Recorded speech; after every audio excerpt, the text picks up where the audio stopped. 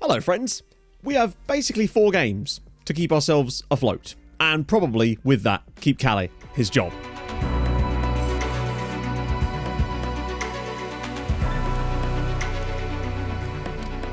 Of course, if you've been enjoying the series, drop a like, that would be fantastic. Each like is another draw for Grebestad, so they can finally hit the record of 500 draws in a single season, particularly when there's only 26 games. Big up them. So we've been presented with this screen, one of my favourites in the game, and that is, well, look at this. Look at the size of it.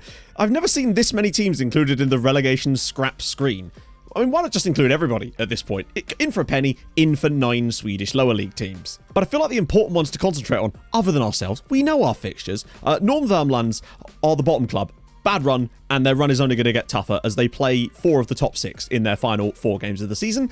I think it stands to reason that they're unlikely to be able to gain 4 points over us in that period. This is good news. However, it's Veneborgs I am a little bit worried about, as they do have a slightly easier run than that. Now, I'd argue that ours is around about the same in terms of difficulty, so if we can just match them point for point over this period, it's fine. Either way, this is going to be an absolute mad scrap to try to stay in the league. Right, that's the bushes firmly beaten. Let's go hopefully beat Grebestad. I only really want to make one I mean, that's no surprise there. That's an area we definitely need to take a look at. But at least Anderson's on a 6. I love that I'm going, yeah, 6.38. He's definitely making improvements, mate. The one key thing that has to happen is Chirac to come back in. Bahani will go on the bench, though. Worst case scenario, we lose this. Callie's going to be taking the boys on a nice little team bonding trip, because let's face it, we're going to need it. But I am going to implement that tactical idea I talked about last time, where stopping the distribution over the opposition defense because it was just surrendering too much possession for really very little gain, and maybe turn off the quick distribution. I don't think counter-attacking is really going to work for us with the speed we've got in certain areas. It's not really our style. Well, they at least seem mildly up for it. It's interesting, actually, how the defenders are always the ones that are most motivated and then play like absolute dog water. But there you go. Massive game, though. At home, in front of a capacity crowd. Should be stressed, the capacity is basically none. Where are you? Where's everybody gone? You think they'd be well up for this one? Proper relegation battle game? I'd honestly take a draw. I said from those final few matches I wanted 4 points. We got 1 point against Stenningson's. We need 3 points from our next 4 games. A single win, I honestly think, over this 4-game period would be enough for us to stay up. And possibly even have a chance of staying up automatically, if that's even a thing. You know what I mean? Yongdin, he's got to find the pass, though. It's really tight, and Eriksson's a bit out of position here. This is some nice build-up. Yongdin goes for goal, and it's a good save from Janssen. Yongdin, maybe for another effort? Oh, that's surely offside. In fact, so offside, the striker didn't even go for it. Okay, a couple of decent efforts for us in the early stages here. What on earth was the defender doing there? And, well, we've got it back again. Chirac. This is a strong start from the lads. Heg. Pettersson's in! Oh, Gabriel.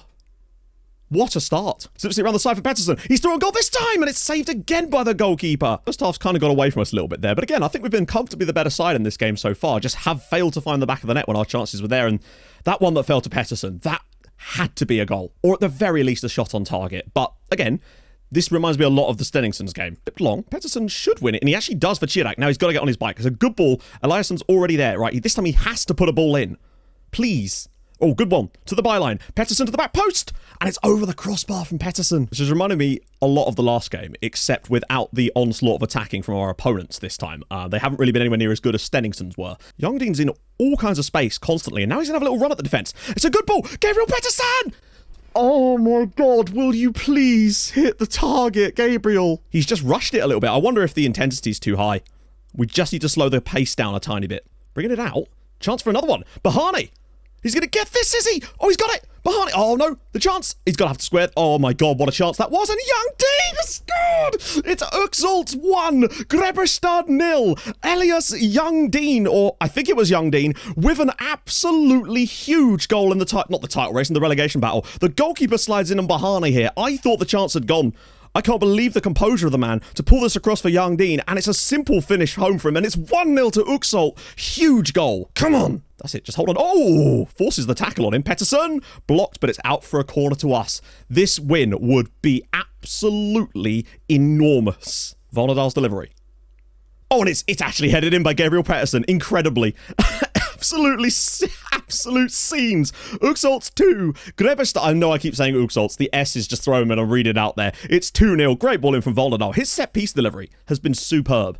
We seem to do way better from set pieces when he's on the pitch, but he just doesn't fit our style of play enough. We are surely going to be staying out of the automatic relegation places. That's the one thing I'm fairly certain of with a win here. We were going 5 clear with the draw. We'd go 7 points above it now with this victory. I mean, this is massive. Mutebi. Oh, that's huge. Pettersson with a chance in the 97th minute. It's not going to matter because it's saved anyway, incredibly, by the goalkeeper. Brorsson will keep this in, and he's been not fouled there, incredibly. Yeah, I also turned on work ball into the box in the second half, and I do think that's made an effect on us as well. I think we're slowly working our way towards a tactical style that works for us. I think a slightly lower tempo, working that ball into the box, and yeah, we're certainly getting the 8th minute of stoppage time. It doesn't matter because it's Uxal 2, Grebbestad 0, and I think on the balance of play, we were the better side in this match. Those chances Pettersson had in the first half, just in the game in general, definitely should have been taken. But in the 88th, 91st minute, we've earned a huge result. Defenders still played like crap, even though we got a clean sheet. Weird, that actually, because that moves us up to 10th in the league now. We actually move above Alafors, who conceded a 90th minute winner to Kumla, which allows us to leapfrog them as well. And now we mud Grebbestad. We move 7 points clear of Nordvärmland, who actually took an incredible point against top of the league. So fair play there. But now we've got to manage that 2-point gap, see if we can keep them up properly. And I'm going to have a look at some of these trialees now. Oh, I'm excited, friends. What a moment. Callie decided he must know what was in the briefcase, as it may have clues to his brother's disappearance. Mateus always kept it locked in his office, so opportunities were slim. But one afternoon, during a fire drill, Callie saw his chance to act. He got into the unlocked office and found the briefcase on the table. Just as he was about to open it, Engvall burst into the room. Startled, Callie lied about leaving his expensive pen in the room during a loan meeting. Engvall seemed to accept this, grabbed his phone from the table, as well as the briefcase, and left. Antonsson's out for 7 weeks. That's basically the rest of the season, no matter what. That's bad. He didn't even get an injury during the game. So there's this guy, Marcus Northman, as it were, a Finnish central midfielder. If he's cheap, I think he could be a solid option. Yep, no, can't afford him. Managed to sign someone. Andreas Vuzanerakis, a Norwegian centre-back. Now, I know he has 5 heading. And his bravery's trash. I know. We just needed an extra body for the centre-backs right now. And the main reason for me was because he had decent tackling, good jumping reach, and he was reasonably tall, and he's not that slow either. And I just needed an extra body in there to maybe give us something a little extra. He's still only 20. We've also got this. One of my favourite news articles, and I think we might be a little bit too low for some of these guys, but word to the wise, if you are doing a lower league save, always offer every single player you get in this a trial. Just seriously, it's a goldmine, particularly in England. We were so low that only 3 of them actually said yes. But, point being, this is the kind of players you can pick up through it. And this, and this. Sabovic out wide. We've got to try and block this cross from coming. He's going to get a shot away here. I feel like it's a great goal from Felix Reinberg, and it's 1-0 to Vanneborg. Not what we needed. They got a draw in their game in hand as well. So they're actually the biggest rivals, I feel like, to us still.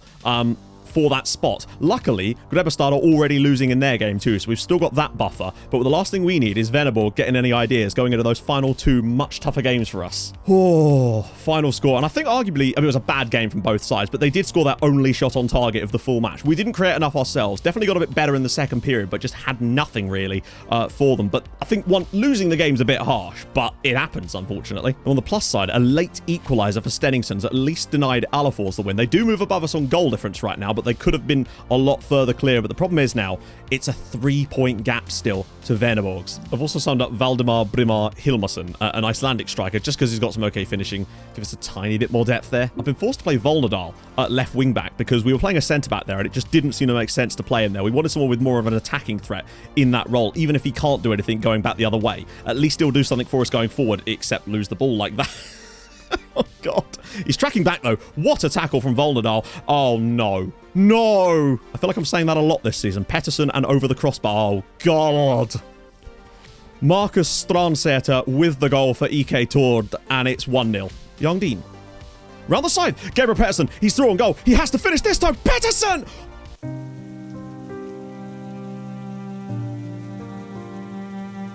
Oh, my God. I am devoid of ideas there.